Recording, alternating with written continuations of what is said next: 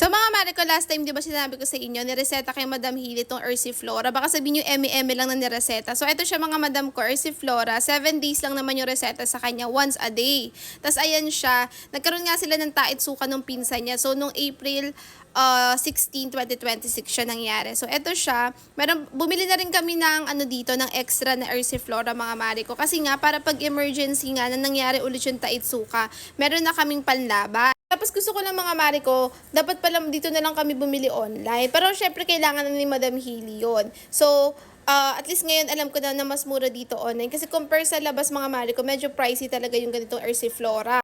Kaya kung gusto nyo rin ng ganitong Ersiflora, again, meron tong Gut Defense tsaka Gut Restore.